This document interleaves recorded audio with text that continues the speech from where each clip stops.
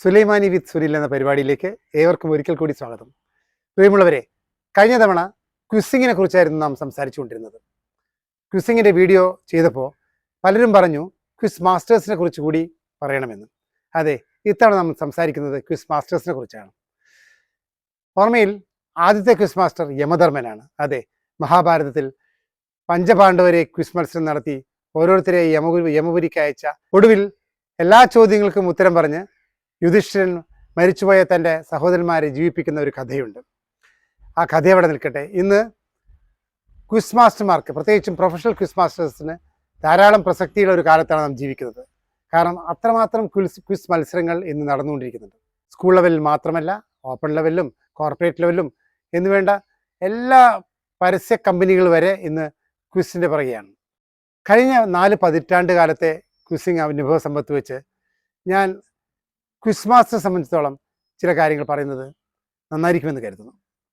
ആദ്യമായിട്ട് ഒരു ക്വിസ് മാസ്റ്റർക്ക് വേണ്ട ഏറ്റവും പ്രധാനപ്പെട്ട ഒരു കാര്യം ആരാണ് ഒരു ക്വിസ് മാസ്റ്റർ എന്ന ഒരു അവബോധമാണ്. ഒരു ക്വിസ് മാസ്റ്ററുടെ റോളിനെ കുറിച്ച് അയാൾ അറിഞ്ഞിരിക്കണം. ക്വിസ് മാസ്റ്റർ എന്ന് പറഞ്ഞാൽ ഏതെങ്കിലും ഒരു വിഷയത്തെക്കുറിച്ച് തൻ്റെ പാണ്ഡിത്യം മറ്റുള്ളവരെ മനസ്സിലാക്കിപ്പിക്കുന്നതിനോ അല്ലെങ്കിൽ അയാൾക്ക് അർമാദിക്കാനുമുള്ള ഒരു വേദിയല്ല. മറിച്ച് ക്വിസ് മാസ്റ്റർ ഒരു ന്യൂട്രൽ അമ്പയറാണ്, ഒരു കളിയിലെ നിഷ്പക്ഷനായ ഒരു അമ്പയർ, അല്ലെങ്കിൽ ഒരു പോസിറ്റീവ് കാറ്റലിസ്റ്റ്. നമുക്ക് വേണ്ടത് ഈ ഒരു ക്വിസ് മത്സരം എന്ന ഒരു മൈൻഡ് ഗെയിമിനെ പ്രോത്സാഹിപ്പിക്കുകയും കാണികളോടൊപ്പം കളിക്കാരോടൊപ്പം നിന്ന് അവരോടൊപ്പം ചേർന്ന് പോകുന്ന ഒരു ന്യൂട്രൽ അമ്പയറാണ്. അതാണ് ഒന്നാമത്തെ പോയിന്റ്. ഒരു ക്വിസ് മാസ്റ്ററിൻ്റെ പാണ്ഡിത്യം പ്രകടിപ്പിക്കാനുള്ള ഒരു വേദിയല്ല ഒരു ക്വിസ് മത്സരം എന്ന് മനസ്സിലാക്കുക. രണ്ടാമത്തെ കാര്യം, എപ്പോഴും ഒരു ക്വിസ് മാസ്റ്ററുടെ ഉള്ളിൽ ഒരു ക്യൂരിയസ് ആയിട്ടുള്ള, ഒരു ജിജ്ഞാസുവായ, ഒരു ക്രിയേറ്റീവായ ഒരു കുട്ടി ഉറങ്ങാതിരിക്കണം. എപ്പോഴും അതെന്തുകൊണ്ട്, അതെങ്ങനെ എന്ന് അന്വേഷിച്ചുകൊണ്ടിരിക്കുന്ന, അല്ലെങ്കിൽ എപ്പോഴും എല്ലാ കാര്യത്തെക്കുറിച്ചിട്ടും ചോദ്യങ്ങൾ ചോദിക്കാൻ ആഗ്രഹിക്കുന്ന ഒരു വ്യക്തിയായിരിക്കണം ക്വിസ് മാസ്റ്റർ എന്ന് പറയുന്നത്. കാരണം ഇന്ന് നമുക്ക് വിജ്ഞാന സമ്പാദനത്തിന് വളരെ എളുപ്പമാണ്. കാരണം എല്ലാം നമ്മുടെ വിരൽത്തുമ്പിലാണ്. സത്യത്തിൽ ഒരു ഇൻഫർമേഷൻ ഓവർലോഡാണ് നടക്കുന്നത്. ഒരു ക്വിസ് മാസ്റ്ററെ സംബന്ധിച്ചിടത്തോളം ഇന്ന് ചോദ്യങ്ങൾ തയ്യാറാക്കുക എന്നുള്ളത് വളരെ എളുപ്പമുള്ള കാര്യമാണ്. കാരണം ഇഷ്ടംപോലെ മെറ്റീരിയൽസ് ഇന്ന് അവൈലബിൾ ആണ്. ഇവിടെ നാം ശ്രദ്ധിക്കേണ്ട ഒരു പ്രധാനപ്പെട്ട കാര്യം, ഇതെങ്ങനെ ഒരു ക്വിസ് പ്രസൻറ്ററെ സംബന്ധിച്ചിടത്തോളം ഇതെങ്ങനെ ഏറ്റവും നന്നായിട്ട് അവതരിപ്പിക്കാമെന്നുള്ളതാണ്. ഏറ്റവും നന്നായിട്ട് ചോദ്യങ്ങൾ എങ്ങനെ ഫ്രെയിം ചെയ്യാൻ പറ്റുമെന്നുള്ളതാണ്.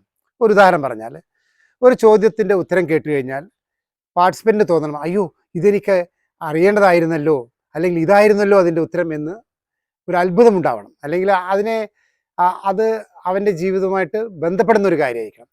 അല്ലാതെ ഒരു ബന്ധവുമില്ലാത്ത എന്തെങ്കിലും കുറേ കാര്യങ്ങൾ ചോദിച്ചിട്ട് നമുക്ക് ക്വിസ് മാസ്റ്റർക്ക് ഒരു കോളർ പൊക്കി വെക്കാനുള്ള ഒരു അവസരമല്ല ഉണ്ടാക്കേണ്ടത്. മൂന്നാമത്തെ കാര്യം, ഈ ഒരു ക്വിസിൽ എപ്പോഴും ഒരു ക്വിസ് മാസ്റ്ററുടെ റോളിൽ അയാൾ നല്ല സംയമനം വേണം. പലപ്പോഴും പല പ്രശ്നങ്ങൾ ഉണ്ടായേക്കാം, പല രീതിയിൽ ഒരു ക്രൗഡിനെ കൺട്രോൾ ചെയ്യേണ്ടി വന്നേക്കാം. ആ സമയത്തൊക്കെ വളരെ ഇമ്പാർഷ്യലായിട്ട്, വളരെ യാതൊരു തരത്തിലുള്ള പക്ഷപാതവും കൂടാതെ ഒരു ക്വിസ് നയിക്കാൻ കഴിവുള്ള ഒരാളായിരിക്കണം ക്വിസ് മാസ്റ്റർ എന്ന് പറയുന്നത്. ഒരു ക്വിസ് മാസ്റ്റർക്ക് വേണ്ട അഡീഷണൽ ക്വാളിറ്റി എന്ന് പറഞ്ഞാൽ അത് സഹജമായ നർമ്മബോധമാണ്. അത് പാർട്ടിസിപ്പൻസിനെ അല്ലെങ്കിൽ പങ്കെടുക്കുന്നവരെ കളിയാക്കിക്കൊണ്ടുള്ള നർമ്മബോധമല്ല, മറിച്ച് കാര്യങ്ങളെ കുറച്ചും കൂടി ലഘുവായിട്ടും നർമ്മബോധത്തോടെയും കൂടി കാണാൻ പറ്റുന്നു എന്നുള്ളത് ആ ക്വിസിനെ സംബന്ധിച്ചോളം ഒരുപാട് സംഘർഷങ്ങൾ ലഘൂകരിക്കും. എല്ലാറ്റിനും ഉപരി ഒരു ക്വിസിൻ്റെ ജീവൻ എന്ന് പറയുന്നത് കാണികളാണ്. കാണികളെ അറിഞ്ഞുകൊണ്ട്, കാണികളെ കയ്യിലെടുത്തുകൊണ്ടുള്ള ഒരു ക്വിസ് മത്സരം മാത്രമേ വിജയിക്കുള്ളൂ. എത്രത്തോളം ഈ കാണികളെയും കൂടി ഇതിൽ പങ്കാളികളാക്കാൻ പറ്റുന്നോ അത്രത്തോളം ക്വിസ് വിജയിക്കും. അപ്പോൾ ഒരു നല്ല ക്വിസ് മാസ്റ്റർ ആവുന്നതിന് പ്രധാനപ്പെട്ട കുറേ കാര്യങ്ങൾ നമ്മൾ ഡിസ്കസ് ചെയ്ത് കഴിഞ്ഞു. ഇനി ചില ആക്ഷൻ പോയിന്റ്സിലേക്കാവും. ക്വിസിനുള്ള ചോദ്യങ്ങളൊക്കെ തയ്യാറായി കഴിഞ്ഞു, ഉത്തരങ്ങളും തയ്യാറായി കഴിഞ്ഞു. അത് തികച്ചും ഉപരിപ്ലവമായിട്ടുള്ള ഒരു അന്വേഷണം മാത്രം പോരാ, കുറച്ചുകൂടി ആഴത്തിലേക്ക് പോകണം.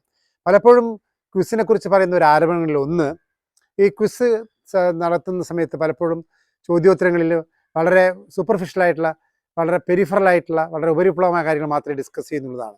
പക്ഷേ ഒരു നന്നായി പ്രിപ്പയർ ചെയ്തൊരു ക്വിസ് മാസ്റ്ററെ സംബന്ധിച്ചോളം അഡീഷണൽ ഇൻഫർമേഷൻ കൊടുക്കാൻ പറ്റും, അത് മറ്റുള്ള പല കാര്യങ്ങളുമായിട്ട് കണക്ട് ചെയ്യാൻ പറ്റും.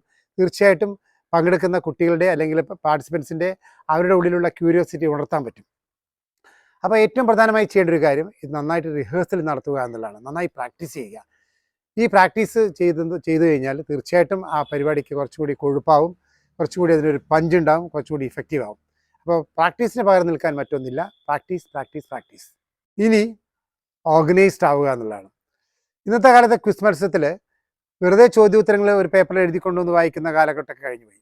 അത് എങ്ങനെ നന്നായി പ്രസൻറ്റ് ചെയ്യാം, അത് പവർ പോയിൻറ്റ് പ്രസൻറ്റേഷനാണ് അങ്ങനെ, അല്ലെങ്കിൽ വീഡിയോ ആണെങ്കിൽ അങ്ങനെ, അല്ലെങ്കിൽ രണ്ടും കൂടി ചേർന്നാൽ അങ്ങനെ, ഏത് രീതിയിലാണോ പ്രസൻറ്റ് ചെയ്യുന്നത് ആ രീതിയിലുള്ള എല്ലാ ഹോംവർക്കും ചെയ്തു വെക്കുക, അത് പക്കയാക്കുക, എല്ലാ അറേഞ്ച്മെൻറ്റ്സും ഉറപ്പുവരുത്തുക. ചുരുക്കി പറഞ്ഞാൽ നിങ്ങളൊരു ക്വിസിന് വേണ്ടി നന്നായിട്ട് ഓർഗനൈസ് ചെയ്യുക. ക്വിസിനുള്ള ചോദ്യങ്ങളൊക്കെ തയ്യാറായി കഴിഞ്ഞു, നന്നായി പ്രസൻറ്റേഷൻ റെഡി ആയി കഴിഞ്ഞു. ഇനി അതിനുള്ള ലോജിസ്റ്റിക്സ് അല്ലെങ്കിൽ അതിനുള്ള ഇൻഫ്രാസ്ട്രക്ചർ അറേഞ്ച്മെൻറ്റ്സിനെ കുറിച്ചാണ്.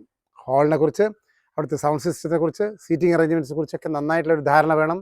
അതിൽ യാതൊരു പിഴവും പറ്റാൻ പാടില്ല. ആ അറേഞ്ച്മെൻറ്റ്സൊക്കെ എല്ലാം വളരെ പെർഫെക്റ്റ് ആണെന്ന് നമ്മൾ ഉറപ്പുവരുത്തും.